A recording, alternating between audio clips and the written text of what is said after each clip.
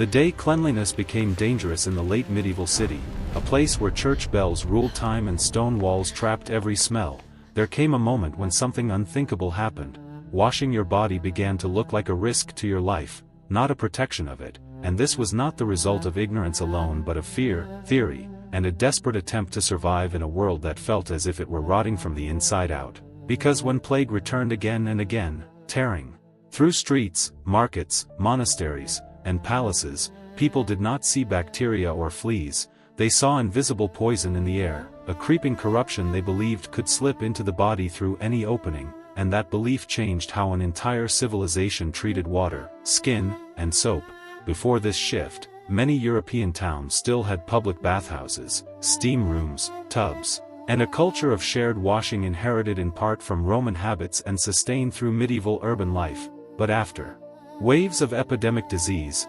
physicians and city officials began to warn that hot water opened the pores, and open pores, they argued, made the body vulnerable to the deadly bad air thought to carry illness, so the very act of stepping into warm water, scrubbing with soap, and softening the skin could be reinterpreted as inviting death to seep inside, and once that idea took hold, it spread faster than any decree, because it gave people a simple explanation in a time of chaos: if bodies are sealed, they are safe; if bodies are opened, they are exposed. The tragedy was that this logic felt protective, rational, even scientific according to the medical theories of the time, which leaned on ancient authorities and the concept of miasma, the belief that disease traveled through corrupted air rising from filth, rot, and human waste, and in crowded cities where refuse filled gutters and animals shared space with people, the air often did smell dangerous. So when doctors warned that bathing could draw this poisoned atmosphere into freshly opened pores, their advice did not sound absurd, it sounded cautious, and caution in an age of mass death became a moral duty. City councils began to look at bathhouses differently, not as places of hygiene and social life, but as humid chambers where bodies weakened and morals loosened, because bathhouses had long carried a reputation for gambling, drinking, and prostitution. And now medical fear fused with moral suspicion, creating a powerful alliance between health anxiety and religious authority, and that alliance did not always produce formal laws that said, soap is banned, but it created something just as effective, a cultural climate where frequent bathing was discouraged, where public baths quietly closed, where hot water shifted from comfort to threat, and where soap, once a practical tool, lost its central role in daily life. Imagine the shock of this reversal, a society that had known washing as normal slowly convincing itself that remaining unwashed might be safer, cleaner in a different sense, spiritually and physically protected by a layer of dirt that seemed to seal the body against the world.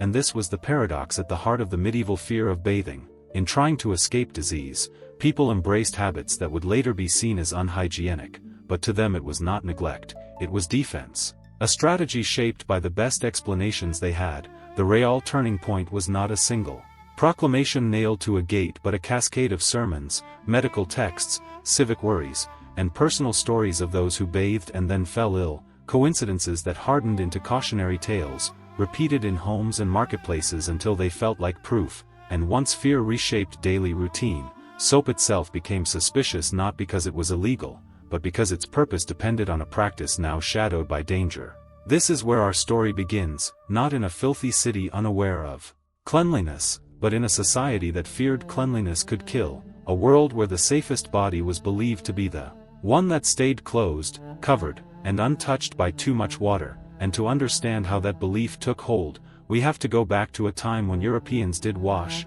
did steam, did scrub, and did not yet see soap as a quiet accomplice to death. When Europe was still washing long before fear turned water into a suspected enemy, many European towns still lived with habits that would surprise modern audiences who imagine the Middle Ages as permanently filthy, because in the early and high medieval periods washing was not exotic, sinful, or rare, it was woven into rhythms of urban life, social custom, and even pleasure. And while it did not resemble modern bathroom routines with daily showers and private plumbing, it did include shared bathhouses, wooden tubs, heated water, and the regular use of soap made from animal fats and alkaline salts, especially in regions connected to Mediterranean trade where soap production had deep roots. Medieval cities inherited more from the Roman world than people often realize, including ideas about bathing as a social and therapeutic act. And although the grand imperial bath complexes of antiquity were mostly gone, smaller public bathhouses survived across parts of Germany, France, Italy, and the Low Countries, places where people soaked, steamed, talked business, arranged marriages, and relaxed aching muscles after labor, and municipal records from several cities show regulations about bathhouse operation, opening hours, prices, and even appropriate behavior, which tells us these places were common enough to require oversight rather than suspicion. Soap itself was not unknown or rare, and by the later Middle Ages certain regions became known for quality production, particularly in Mediterranean areas where olive oil soaps developed, while northern regions more often relied on animal fat-based varieties, and although soap was not cheap for everyone, it was a recognizable product, traded, taxed, and used not only for skin but also for laundering clothes, which played a crucial role in personal hygiene because clean linen against the skin absorbed sweat and oils. Travelers' accounts and household records suggest that people valued clean garments and periodic washing of the body,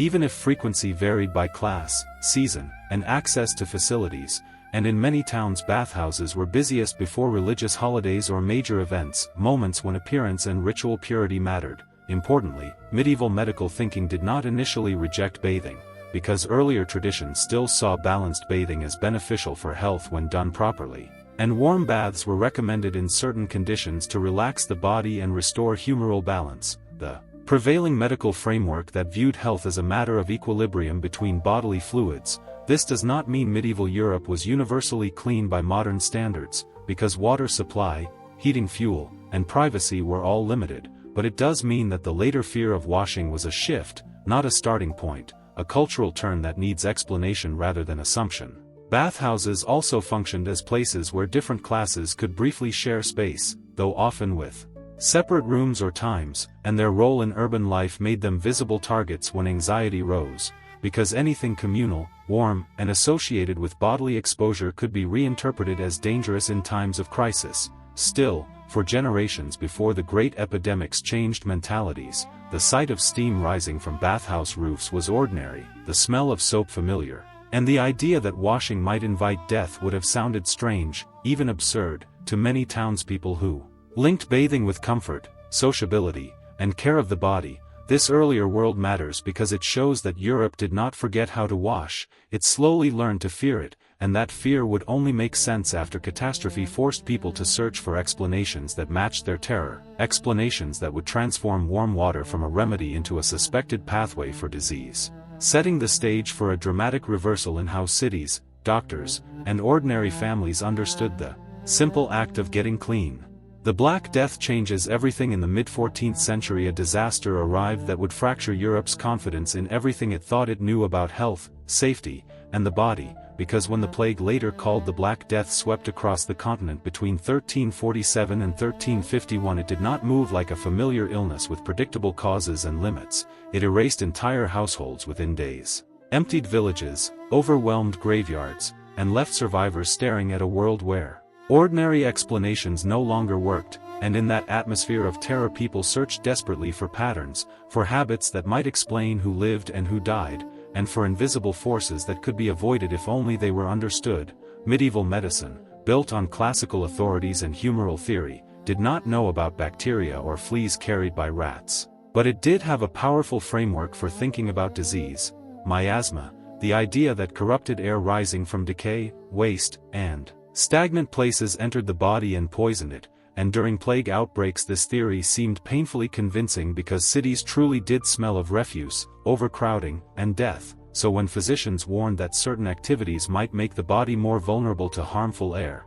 their warnings resonated with lived experience. One of the key ideas that gained strength during and after repeated plague waves was that hot water and steam opened the pores of the skin, and open pores were imagined as gateways through which bad air could enter more easily, so the bath, once a place of relaxation, began to look like a chamber where the body was softened, exposed, and defenseless at the very moment when invisible danger filled the atmosphere. Medical texts from the later medieval and early modern periods show growing caution about bathing during times of epidemic, advising moderation or avoidance of hot baths, and even when advice was nuanced, fear simplified it into a stark message repeated in homes and streets: do not open the body when death is in the air, Personal stories reinforced this belief, because in a time when many people bathed only occasionally, it was easy to connect illness that appeared after a bath with the act of bathing itself, turning coincidence into warning, warning into memory, and memory into custom.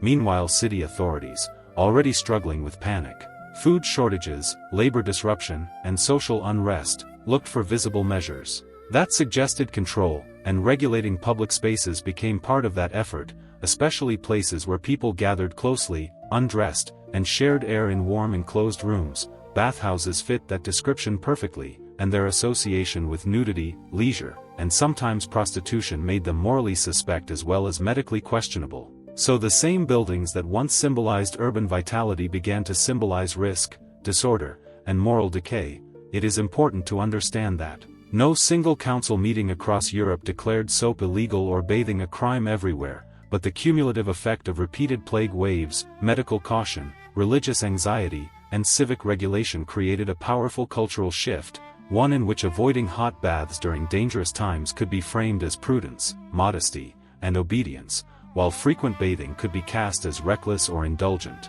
This was the moment when cleanliness and danger started to blur, when the body was imagined not as something to be washed open but something to be sealed and protected, covered by layers of clothing that were aired and changed more often than the skin beneath them was washed, and soap, though still produced and used for laundry, began to lose its central place in personal bathing routines for many people. The Black Death did more than kill millions, it rewired assumptions about how disease entered the body, and in doing so it laid the psychological foundation for a Europe where fear of water could feel like common sense, where the safest skin was the one left undisturbed, and where the slow retreat from communal bathing would reshape daily life for centuries to come. Cities shut the baths as fear hardened into habit and habit into policy. The shift away from communal bathing stopped being only a matter of personal caution and began to reshape the physical and regulatory landscape of European cities, because once authorities accepted the idea that enclosed, humid spaces full of exposed bodies might amplify disease and immorality at the same time, bathhouses became easy targets for restriction, taxation, or closure, and municipal records from the late medieval and early modern periods show a growing pattern of oversight that often ended in disappearance rather than reform. In cities such as Paris, where public baths had operated for centuries, officials increasingly linked these establishments with prostitution and disorder, and moral campaigns blended with health fears so tightly that separating them is difficult, because sermons warned about sinful behavior in bathhouses while physicians warned about physical vulnerability, and together, these voices framed the same buildings as threats to both soul and body. Similar developments unfolded in parts of the German-speaking world, where urban bath culture had once been vibrant, with bath attendants, steam rooms, and social rituals that structured weekly life. Yet by the 15th and 16th centuries many of these facilities faced mounting pressure from regulations aimed at curbing vice, limiting mixed bathing, or shutting operations during times of epidemic, and each temporary closure made permanent decline more likely, because customers drifted away, buildings deteriorated, and the next outbreak justified longer shutdowns. In England, too, bathhouses in areas like Southwark near London carried reputations that mixed hygiene, entertainment, and sex work, and as civic and royal authorities tried to control urban disorder, these venues were periodically suppressed, reinforcing the association between bathing and moral risk, which in turn made medical warnings about hot water easier to accept, since people already suspected these places of danger. What makes this transformation striking is that it did not require a universal law banning soap or washing, because culture can outlaw a practice more effectively than legislation, and once bathhouses thinned out or closed, ordinary people lost convenient access to large tubs, heated water, and shared facilities that had made full-body bathing practical, especially in dense towns where private bathing at home required fuel, space, and labor that many households could not spare. Without bathhouses, soap's role shifted further toward laundry and specialized uses, while personal hygiene adapted to the new environment through methods that fit smaller, drier spaces, such as wiping the body with cloths, washing hands and faces in basins, and above all changing linen undergarments that absorbed sweat and oils. A practice widely recommended by medical and household guides of the period. Authorities often justified bathhouse restrictions not only by citing health and morality but also by invoking public order, because gatherings of undressed people from different social ranks in warm communal rooms blurred hierarchies and encouraged informal behavior, something elites could view as destabilizing in an era already shaken by demographic collapse, labor shortages, and periodic unrest after the plague. Thus the decline of urban bathing culture cannot be reduced to superstition alone. It emerged from an intersection of epidemic fear, religious reform movements, civic discipline, and changing ideas about respectability, all of which made the once familiar bathhouse look like a relic of a more carefree,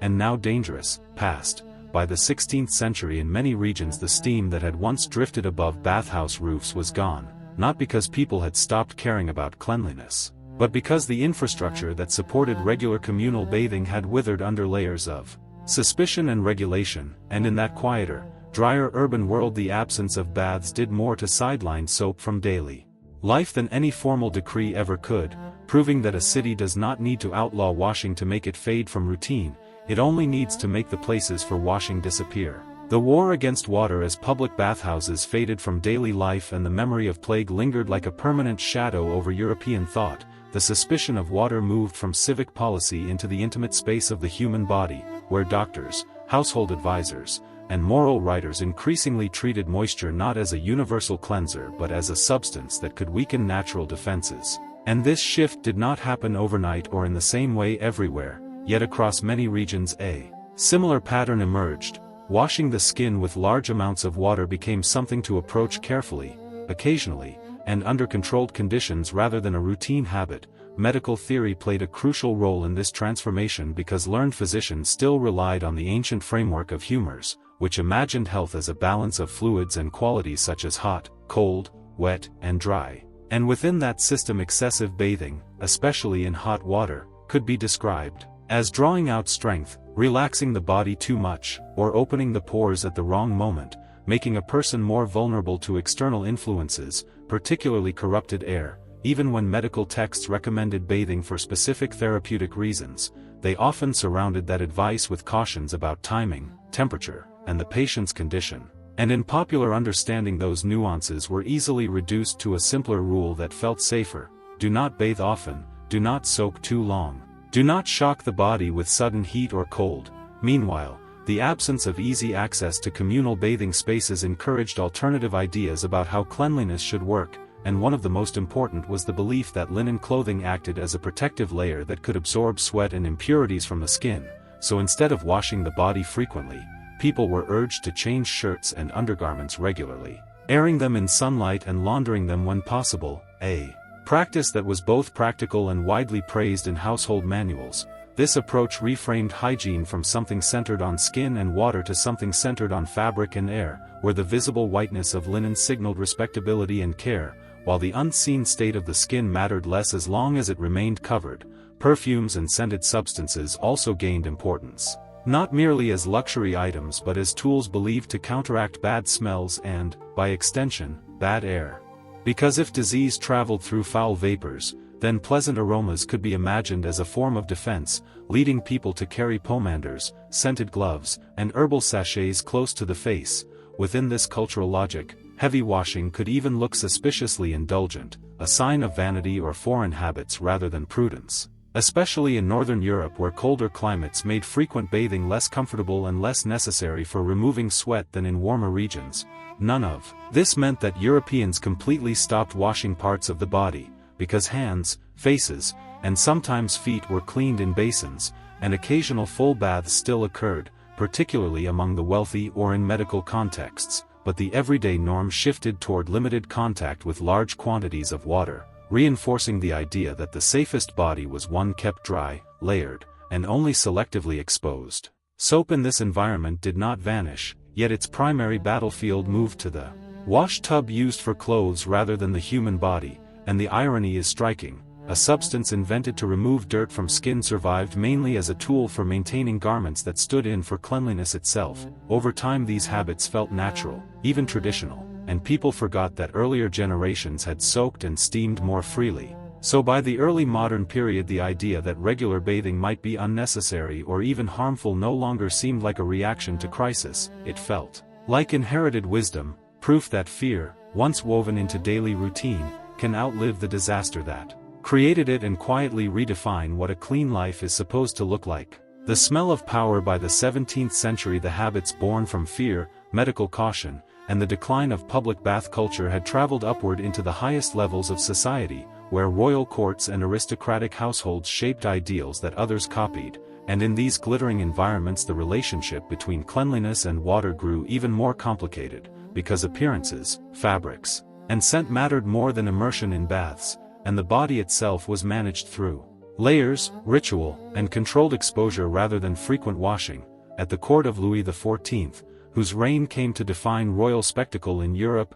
daily life revolved around clothing changes, grooming rituals, and elaborate etiquette, but full bathing was infrequent and often approached cautiously, shaped by the same lingering medical assumptions that warned against opening the pores too widely or shocking the body with temperature extremes. And although the king did bathe on some occasions, for health reasons, these events were notable rather than routine, discussed as treatments rather than habits. In places like Palace of Versailles, where hundreds or even thousands of courtiers lived in close quarters, water infrastructure prioritized fountains, kitchens, and symbolic display over private bathing facilities, and maintaining status meant wearing spotless linen, changing shirts frequently, and using perfumes and scented powders that masked bodily odors while signaling refinement and wealth. Scent became a language of power, because imported spices, floral essences, and specially prepared pomanders were expensive, and carrying them close to the body suggested both access to global trade and an understanding of contemporary theories about air and health, where pleasant smells were imagined to counteract dangerous vapors. In this world, visible dirt on clothing could damage reputation, but the unseen condition of skin mattered less as long as layers of fresh fabric intervened, creating a social reality in which laundry, tailoring, and wardrobe management did more to define cleanliness than soap and water ever could. Medical writers continued to advise moderation in bathing, especially for those considered delicate or prone to illness, and these recommendations, filtered through court culture, helped normalize the idea that restraint with water was prudent and sophisticated, while heavy washing could look excessive, rustic, or medically unwise. The irony deepened because courts that displayed extreme luxury in architecture, fashion, and ceremony also embodied a restrained approach to bodily immersion, proving that reduced bathing was not simply the result of poverty or ignorance but a choice shaped by prevailing theories and elite influence. Visitors from regions with different bathing traditions sometimes commented on European smells and grooming habits. Yet within the culture of the court these norms felt logical, supported by doctors, reinforced by fashion, and repeated through generations until they seemed timeless. Soap still existed, still traveled through trade networks, still cleaned fabrics, but as a tool for daily full-body washing it remained marginal in many elite contexts, overshadowed by the choreography of dress and scent that defined aristocratic life. What had begun as a defensive reaction to plague had matured into a marker of civilization itself, a belief that careful layering, selective washing, and aromatic protection represented not neglect but control, and when power smells a certain way, society often learns to call that smell normal. The return of soap. The long suspicion of water did not last forever, because the same Europe that had once learned to fear open pores slowly began to unlearn that fear as new observations, technologies, and scientific ideas changed how people understood disease, the body, and cleanliness. And this transformation did not arrive as a single dramatic revelation but as a gradual shift that gathered force from the 17th century onward and accelerated in the 18th and 19th, when curiosity about nature, chemistry, and public health began to challenge the old medical language of miasma and humors. Physicians and natural philosophers started to focus more closely on the physical environment, on ventilation, on waste removal, and eventually on microscopic life. And although germ theory would only be firmly established in the 19th century, earlier reforms already promoted washing, fresh air, and urban sanitation as positive forces rather than hidden dangers, reframing water from a suspected carrier of illness into a tool for preventing it. At the same time cities grew, trade expanded, and manufacturing improved the availability and consistency of soap, turning what had often been a regional or artisanal product into something that could be produced in larger quantities with more predictable quality. Especially as advances in chemistry clarified how fats and alkalis combined to create effective cleansing agents, domestic life also changed, with new ideas about comfort, privacy, and the management of the household, encouraging the installation of wash basins,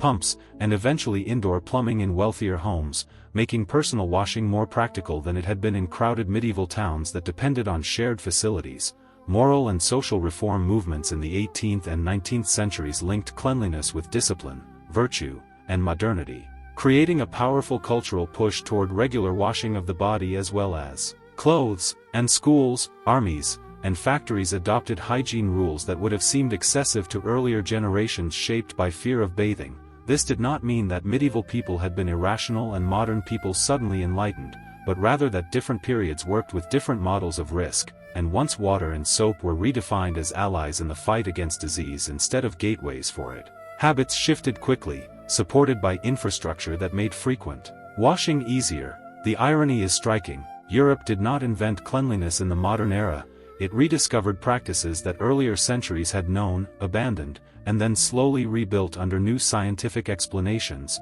proving that cultural memory about the body can be lost and recovered more than once. By the 19th century, soap had become a symbol of progress, industry, and health. Advertised as a necessity of civilized life, a complete reversal of the time when heavy use of water could be framed as dangerous, and cities invested in sewers, waterworks, and public baths once again, this time with a different understanding of why they mattered. The story that began with fear ends with another kind of caution, a reminder that people in the past made decisions that felt logical within the knowledge they had, even when those decisions later looked misguided. And the city that never formally banned soap still managed to push it out of daily life for generations, not through law but through belief, until changing ideas about science and health invited soap back in, transforming a humble substance into one of the quiet foundations of the modern world.